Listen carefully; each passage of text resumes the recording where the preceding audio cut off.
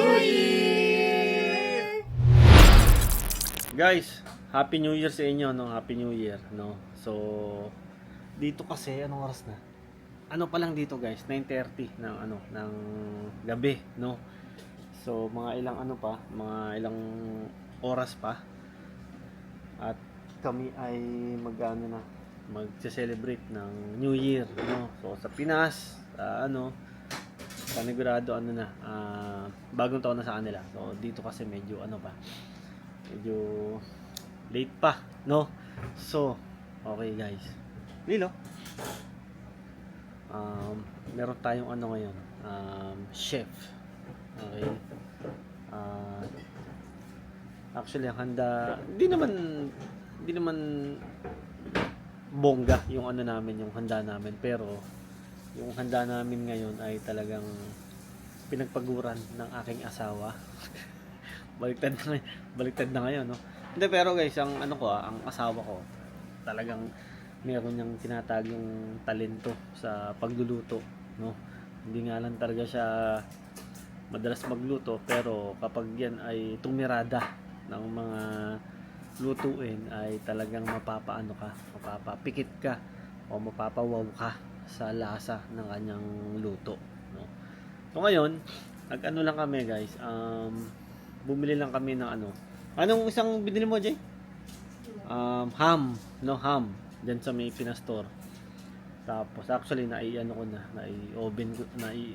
na. Naman siya, full cook naman siya. Tapos mo lang, i-glaze mo lang siya ng brown sugar, tapos honey, no? Tapos konting pineapple juice 'yon. So 'yun, nagawa ko na kanina. Tapos ngayon, okay, itong asawa ko, nagluluto siya ng carbonara, okay? Pesto, no? Pesto. Spaghetti, pesto, pasta. No? So, pesto is basta pesto. Pesto spaghetti. 'Yun. O ngayon. Tuna pesto pala, tuna pesto. Nagkamali tayo. Tuna pesto. Oh. Tignan natin. Check natin. Actually, natikman ko na nga rin yung yung carbonara. Grabe. Napakasarap. Actually, ngayon nga lang ako nakatikim ng ganung kasarap na na carbonara. Ito, tignan nyo guys, ha. Yan.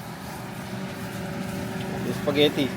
Okay. May Hindi ako nakapa. nagluto ng pasta, ikaw nagluto ng pasta. Hindi, ano pa yan? Siyempre, ihalo pa na. Ito, gumawa siya ng sauce. Yan. Carbonara sauce. Is napakasarap. Kanina, natikman na natin. Yan. Tumitira siya ng ng pesto. So, gamit lang siya ng ganito. Matagal to, Jay, no? Ayan. Hindi ko pa na-try yan. Natry lang First time namin ko pa to. lang yan. Kasi Yung matagal na dati naka-stock yan. ginagamit ko yung pesto talaga na, di ba sa Oo. Saudi, yung pesto na iyan, hindi ko alam. Ito, tignan natin. Kasi matagal na naka-stock sa amin to. Nung nakaraan pa to, kaya itatry namin. Tapos, century. Tapos, yung natin, ham natin. Ayan, nandyan. Nakasalang dyan sa ating oven. Pero luto na yan. Tatanggalin lang natin mamaya.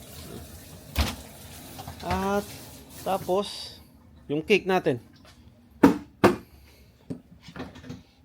Bumili din kami ng cake sa Pinasistore, guys. Pinastore. At ang cake namin ay Gold Deluxe. So, ito pa. Yun lang. Yun lang ang namin ngayon. Ang handa namin. Gold Deluxe. Yan. Katulad last kami si Junior, si Danny. Last year may sushi pa tayo. Yan. Hindi gaya last year. Sabi ko sa inyo, dami namin nag-celebrate ng Pasko, ng New Year kasi nandito kami halos lahat. Ngayon kasi medyo nabawas-bawasan kami at yung mga kasama namin, yung iba nag-exit na, tapos yun, na rin, Nag-uwi na rin ng Pilipinas at ibang ano na rin, nasa ibang bansa na rin. Tapos sila ano naman, sila Nick tsaka sila Leia, sila ano, eh may pasok pa kasi kinabukasan, so medyo late na rin, no? Kaya ayun, kaming tatlo ulit, ako si Daniel tsaka yung asawa ko ang magse-celebrate kahit pa paano ng New Year. Medyo nakakaano lang, medyo nakakalungkot lang syempre. Tapos sasabayan ka pa ng mga pagtawag-tawag ng pamilya mo sa Pilipinas, di ba? So medyo magkakasama sila, tapos makain, no, kumpleto sila. Yun yung ano, yun yung masasabi ko na bilang isang OFW, napaka sakit, no? Napaka talagang atakihin ka ng kalungkutan kapag sila eh nakikita mong kumpleto, tapos ikaw nasa ibang bansa. Yung iba nga nagtatrabaho pa, 'di ba? Tapos yung iba talagang hanggang kinabukasan naka-duty, no? Yun yung ano, yun yung masabi ko na kapalit ng paghihirap ng isang OFW, lalo kapag sasapit ang Kapaskuhan, ang bagong taon, no? Talagang sobrang homesick ang ano mo, ang kalaban mo. Kaya nga syempre, buti ang ano ngayon, kasama ko syempre ang asawa ko. At sila, di gaya nung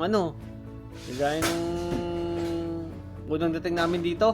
Eh, kasi November kami dumating 2023. Yung sinelebrate namin ng Pasko at ang bagong taon na kami dalaw lang nililo, sobrang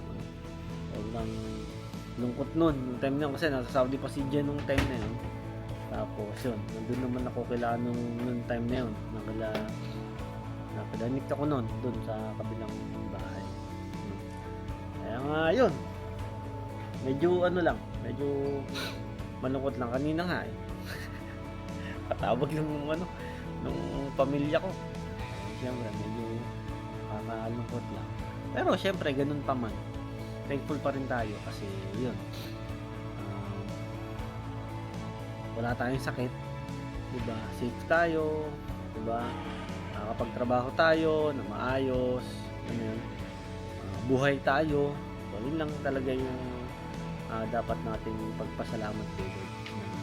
Sa kabila ng mga dinadanas natin, siyempre dyan siya, talagang hindi tayo pinababayaan, no? So ilang oras na lang at kami ay magse-celebrate na. Countdown kami. Maalala ko nung nakaraan, nag-countdown pa kami nung time na yon. Ay dami namin nun. May palusis pa tayo doon dyan, no? Lalo mo, lusis. Tas nandito pa si Bong nung time na yon. Kaya nakakaano lang, miss lang.